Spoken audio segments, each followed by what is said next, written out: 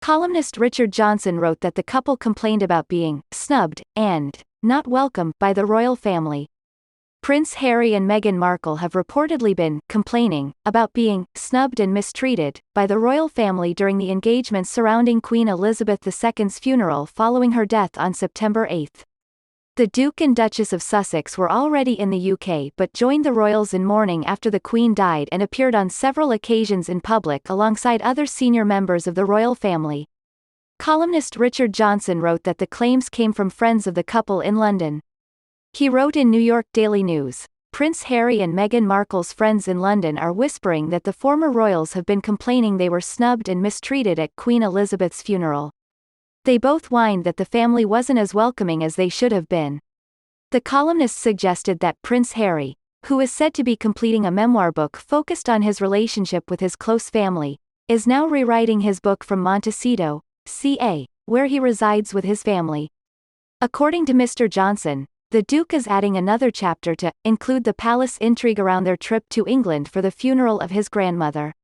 He added that the insights are being published as part of a $15 million, £13.4 million, deal with the publisher. The columnist wrote, "Insiders say that Penguin Random House paid more than $15 million for his story and they want it to contain scandalous, headline-grabbing news. Members of the royal family hope that Harry will not attack his family as insensitive racists the way Meghan did during the Oprah interview."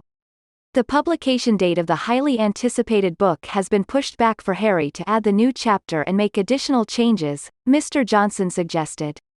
The columnist concluded, "Insiders fear the book could bury any reconciliation between Harry and Meghan, and the royal family."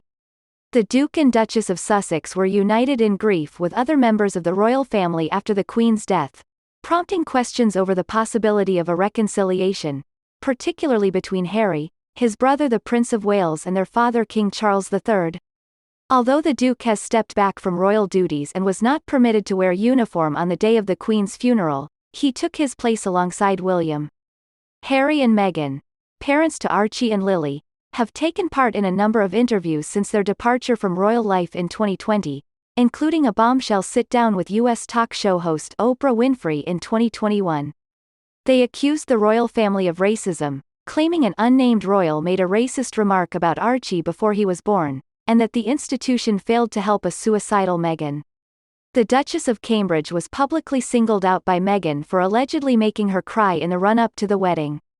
More recently, Meghan's interview with The Cut hit the headlines as the former actress said it takes a lot of effort to forgive and hinted that she can say anything. Meghan said that, just by existing, she and Harry were upsetting the dynamic of the hierarchy, before they stepped down as working royals. While in The Hague for the Invictus Games earlier this year, Harry was interviewed by NBC's Today Show and appeared to issue a veiled warning to those closest to the Queen, saying he wanted to make sure his grandmother was protected, and had the right people around her. He did not elaborate on whether he was referring to royal aides or members of his family, but his comments are likely to have deepened the rift with his father, the Prince of Wales, and his brother, the Duke of Cambridge, as well as perplexing palace officials. Meanwhile, the royal family has been bracing itself for Harry's forthcoming tell-all book, which he has vowed will be an accurate and wholly truthful account of his life. The memoirs are expected to be published in late 2022 by Penguin Random House, but a release date has yet to be confirmed.